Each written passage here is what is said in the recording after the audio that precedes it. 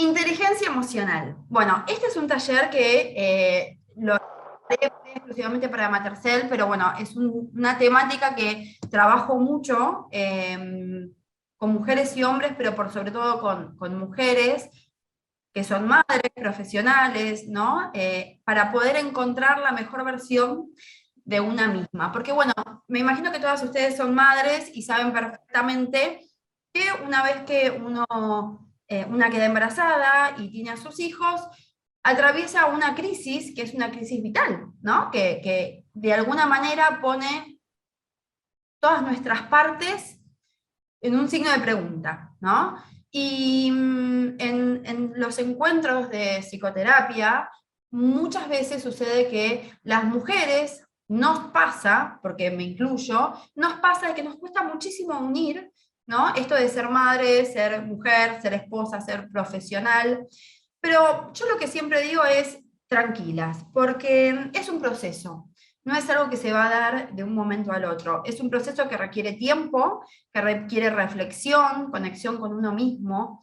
Y la inteligencia emocional para mí es un gran recurso. Por eso es un tema que considero que es completamente importante, por sobre todo también hay muchos colegios que los incorporan como materia en la currícula de los niños. Así que me encanta dar este taller. Bueno, hago un resumen. Mi nombre es Débora Bellota, yo soy psicóloga, psicoanalista, especialista en terapia psicoanalista cognitivo-conductual. Tengo un espacio que se llama Maternidad, Crianza y Familia, que entiendo que muchos de ustedes lo conocen y son parte de ese espacio. Bueno, doy talleres como este, además atiendo en consultorio en lo que es psicoterapia, tengo un equipo de psicólogos al cual dirijo y superviso para realizar derivaciones en todo lo que es con distintas orientaciones y distintos perfiles. Y además hago consultorías en crianza, entre otras cosas más, soy profesor en la universidad, bueno, todo referido a lo que es psicología, ¿sí? Bueno, vamos a comenzar. Ayer escribí esto que me pareció re lindo, me salió y lo escribí, que me parece que es interesante para reflexionar. ¿Este taller para quién es? Bueno, se me ocurrió escribir esto y quedó así. Se los leo.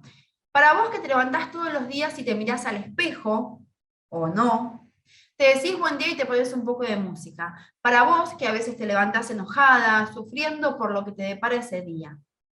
Quizás sean las que se enojan seguido. Quizás seas esa mujer que se desliza entre las nubes, que es re admirable, con una paz interna que contagia. Para vos que esperás un beso y un abrazo de tu marido todos los días y no llega. Para vos que no lo esperás, pero que si llega, bienvenido sea. Para vos que aprovechás tus días al máximo, para vos que sentís que pasó el día y no hiciste nada, o hiciste todo y no sabés cómo hiciste. Para vos que hoy es un día que vas a festejar, o que festejaste, o bien simplemente lo atravesás. Quizás hoy te despertaste triste y enojada, o angustiada, o contenta. Quizás te dijiste a la mañana, hoy va a ser un buen día. Sea cual sea tu mujer, seas quien seas, atravieses ese día como sea que lo hagas, te sientas como te sientas y quieras a quienes te rodean, a tu familia, a tus amigos y demás, como los quieras, este encuentro es para vos. ¿Y por qué lo escribí así?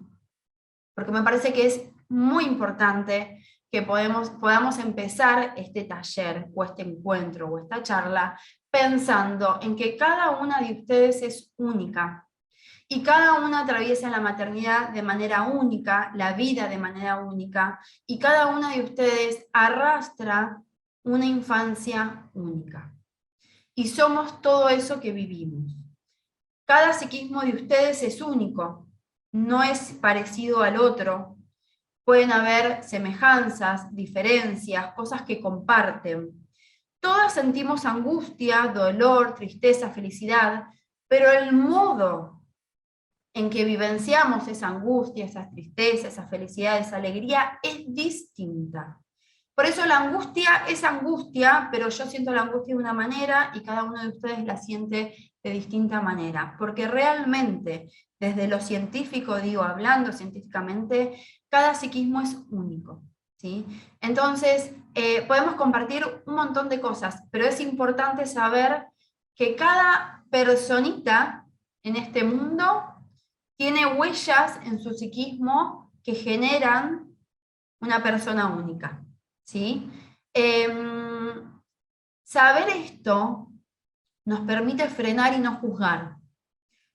Porque muchas veces nos ha sucedido que nos hemos sentido juzgadas o que quizás juzgamos a otra persona con solo la mirada. Son esos pensamientos que se nos aparecen. Ay, mirá lo que está haciendo. Pero a vos yo no hubiese hecho eso.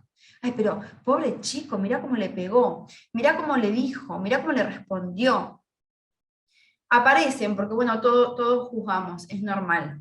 Pero siempre sepamos, como hay una canción que es In Your Shoes, que me encanta esta banda, bueno, ahora no me acuerdo el nombre, Depeche Mode, que habla de esto, ¿no? De que cada uno tiene sus zapatos. Y realmente, científicamente, esto es así.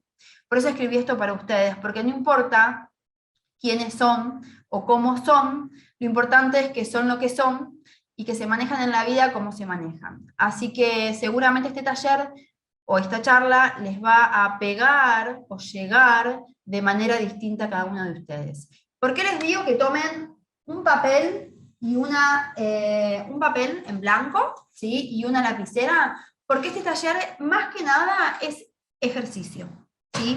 La idea justamente es ejercitar un poco la mente. Al principio vamos a ver un poquito de información, pero muy chiquitito, pero más que nada es vivencial, ¿sí? Y esa es la idea, por eso les recomiendo que anoten. Bien, recuerden mutearse, por favor. Bueno, vamos a empezar con esta pregunta que me parece importante. ¿Te sentís a gusto con vos misma? Es el primer paso para arrancar. ¿Cómo estás? ¿Cuántas veces nos preguntamos cómo estoy? Muchas veces, no sé, a mí me pasa con mi marido que le digo, hola amor, ¿cómo estás? Bien, bien, todo bien. ¿Y vos? Bien, bien, todo bien. Ah, bueno, ¿qué comemos? Y en ningún momento nos dijimos cómo estamos. En ningún momento. Porque el bien, bien, todo bien y vos es algo que capaz podemos decirnos en la calle, cuando entramos a un local, un negocio, cuando alguien nos va a atender, algo más pasajero. Pero la realidad es que cuando preguntamos cómo estás, no preguntamos cómo estás, en realidad. Es un saludo. Y cuando decimos cómo estamos, es la respuesta a ese saludo. O algunas personas suelen decir, y acá andamos. ¿Cómo andás?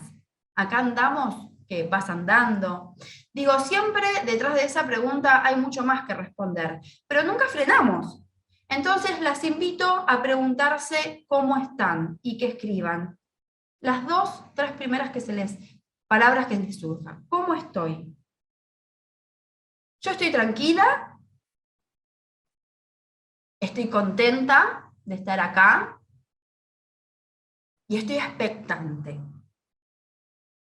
¿Cómo están ustedes? Escríbanlo. La inteligencia emocional no es más que poner en marcha algunas neuronas espejos y la empatía, ¿sí? Y otras cuestiones más, pero no vamos a indagar sobre eso, pero sí me parece importante saber que tiene que ver con reconocernos, ¿sí? Reconocer nuestras propias emociones, nuestros sentimientos, validarlos, y también reconocer los sentimientos y las emociones de los demás.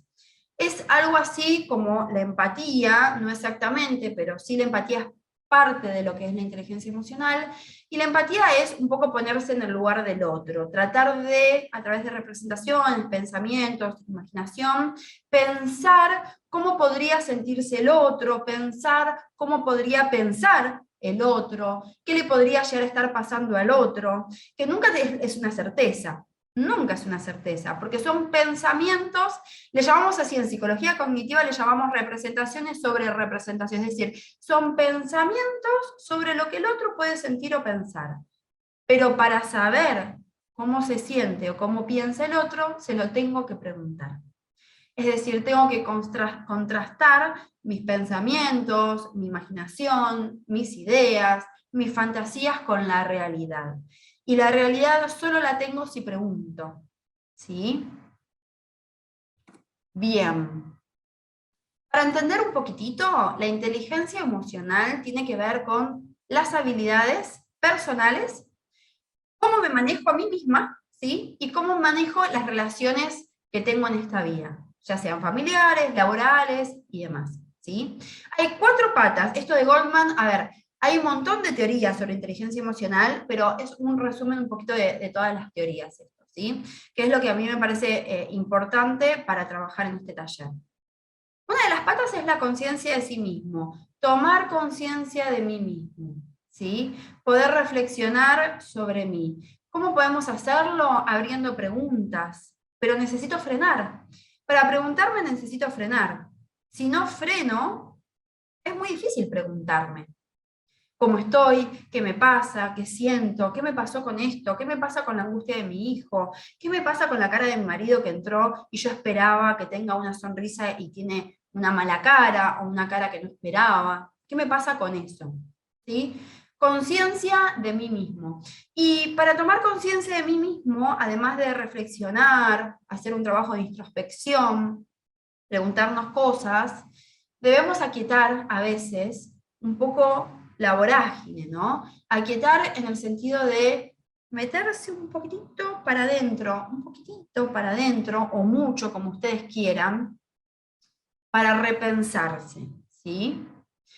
Acá podemos pensar en respiración, respirar, la respiración consciente, la meditación, podemos pensar en la psicoterapia, en un espacio de terapia, en un espacio de coaching, ¿sí? Donde se maneja más lo cognitivo-conductual, son todos también talleres, este taller podría ser, también podrían ser charlas de grupos, encuentros, todo espacio que invite a repensarse.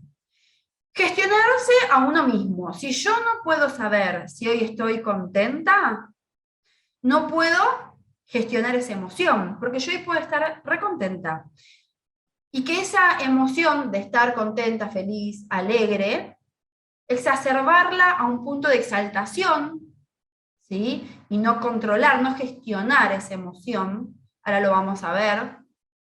O si yo me siento triste y no gestiono esa tristeza puede terminar en depresión, en melancolía, ¿sí?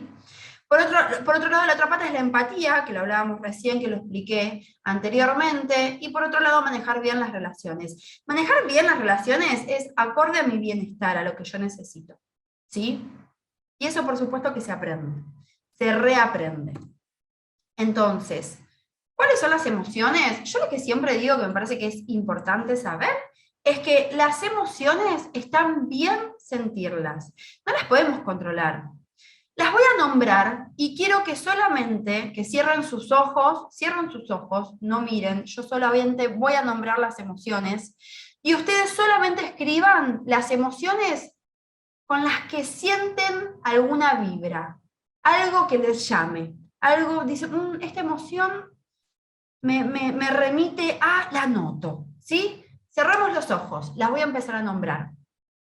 Alegría, tristeza, ira, miedo, sorpresa, asco, hostilidad, ansiedad, amor, odio, vergüenza, culpa, orgullo, desprecio, compasión, indignación, envidia, admiración, simpatía, crueldad. Pueden abrir los ojos si los cerraron y se engancharon en este ejercicio. Y quiero agregarles que las emociones no podemos controlar que aparezcan. Lo que sí podemos controlar es qué tan potentes la cualidad, qué tan potentes son. La alegría puede convertirse en euforia, la tristeza puede convertirse en depresión, la ira puede convertirse en violencia, el miedo puede convertirse en encierro, en paranoia, y así cada una de las emociones. Hay que validar nuestras propias emociones, porque si no las validamos, las negamos, las desestimamos, no las vemos, no les damos importancia. Y toda emoción que no se le dé importancia, puja, y este es un término más bien psicoanalítico, puja por insistir. Todo el tiempo intenta volver. Si en una experiencia yo no tomo esa emoción, va a aparecer en otra. Miedo, tengo miedo a la exposición de una charla. Si yo no valido, si yo no trabajo ese miedo, voy a tener miedo en otras charlas también. ¿Sí? No va a dejar de aparecer ese miedo. Si no lo trabajo, no va a dejar de aparecer. Entonces, si hay algún problema con el sentir, está asociado más que nada a la potencia, ¿sí? De esa emoción. También a que si esa emoción dura mucho, el tiempo en que yo siento esa emoción. No puedo estar todo el día alegre todos los días. No puedo tener un vínculo hostil durante muchos años. Eso no es saludable. Seguramente te va a hacer mal. Además, cuando son inapropiadas, yo no puedo ahora empezar a, por ejemplo, se me ocurre, por ejemplo, ponerme ansiosa. Puedo sentir cierto nivel de ansiedad, ¿sí? Por estar dando una charla. Pero si esa ansiedad se exacerba, empiezo a tener palpitaciones, me transpiran las manos, la nuca, me empiezo a poner roja, algo tengo que trabajar, ¿sí? La exacerbación de estas emociones no significa patología sí o sí. A veces con un pequeño trabajo podemos nivelarlas, pero muchas veces sí implican patología. Por ejemplo, la depresión es una patología, ¿sí? Y viene de la tristeza. Vamos a revisar un poquito nuestros patrones. Para revisar nuestros patrones es importante saber cómo funciona. Todos tenemos patrones. Les voy a inventar un patrón. A ver. Cada vez que mi marido deja algo fuera de lugar, yo me enojo. Este es un patrón típico de una personalidad más bien neurosis obsesiva, digo yo, ¿no? Bueno, es del psicoanálisis, pero digo, una personalidad que tiene ciertos rasgos, por ejemplo, de orden, de control, de ley, lo legal, lo que se debe hacer, lo que no se debe hacer. Entonces mi marido deja una toalla en el piso durante 2 días y yo ya eso lo transformo a es injusto, yo no tengo por qué levantar esa toalla, ¿sí? Y así un montón de cosas más. No soporto esa toalla, ¿no? Hay un montón de cuestiones que se empiezan a desatar. Invento un patrón, así tenemos miles. Cada uno tiene el suyo o los suyos. Lo importante es saber esto. Cuando sentimos algo, hay una tensión psíquica, hay tensión, ¿sí? Esa tensión psíquica, esa tensión que aparece en mi ser, tiene que canalizarse de algún lado. Con lo cual, algo voy a hacer en la acción, ¿sí? Esta emoción aparece porque algo pasó, hay un factor desencadenante. Ese factor desencadenante puede ser algo que sentí, estímulo interno, algo que vi, que escuché, o que me pasó una experiencia, estímulo externo. Una necesidad, necesito ser admirada por los demás. Necesito ser vista por los demás. Un patrón de conducta. Esto, por ejemplo, cada vez que entro a un grupo nuevo, me reprimo. ¿Qué pasó? ¿Por qué? ¿Qué te pasó? ¿Qué te pasó con la mirada? ¿Qué te pasó con un otro? ¿Qué te pasó con lo grupal? ¿No? Esto invita a repensarse. En el espacio psicoterapéutico volvemos un chiquitín para atrás. Cualquier terapia vuelve para atrás, ¿sí? Cualquier línea terapéutica da como unos pasitos para atrás para saber de dónde viene. Ustedes saben muy bien que los primeros 5 años de vida de nuestros hijos son los más importantes. Yo siempre lo digo, ¿no? En el espacio de maternidad, crianza y familia. Los primeros 5 años se forma una estructura, la estructura psíquica de nuestros hijos, con lo cual nuestra estructura psíquica también se formó en esos primeros 4 años. Hoy somos, sí, 4 o 5 años, hoy somos lo que somos porque en esos primeros 4 o 5 años nos criaron de tal manera. Entonces, esa infancia se vuelve a resignificar en la adolescencia, ¿sí? Y después, cuando somos adultos, vamos lidiando con eso que se nos formó. Entonces, hay patrones, siempre hay patrones. Revisarlos implica revisar nuestras creencias. Quizás yo creo que para ser madre tengo que haber estudiado, haberme recibido primero, después haberme casado por iglesia y por civil, tener mi casa, haberla comprado, tener mi auto y recién después puedo tener un hijo. ¿De dónde salió esa creencia? ¿Por qué no puedo tener un hijo primero y estudiar mientras estoy embarazada? ¿Por qué me tengo que comprar la casa ahora y no puedo alquilar? ¿Por qué tengo que tener mi auto? Quizás no quiero tener un auto.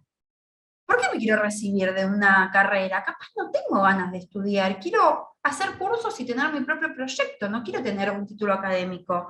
¿Quién me dijo que tengo que tener un título académico? ¿De dónde lo saqué? ¿Por qué me lo impongo? ¿Lo deseo? ¿Lo quiero? Estas preguntas permiten que uno pueda ir conociéndose a sí mismo y también saber, ¿no? Saber un poquitito de uno. ¿Y de dónde viene todo eso? Entonces, si yo tengo una emoción, tiene que haber una causa. Y esa emoción es energía. Para un lado tiene que ir. ¿Sí? ¿Para dónde va? Y empiezo a pensar cosas.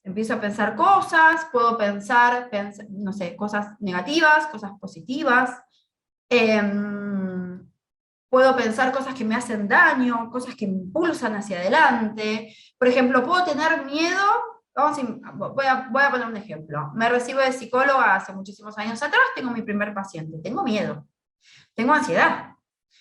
¿Podré? ¿No podré? ¿Responderé? ¿Podré sostener?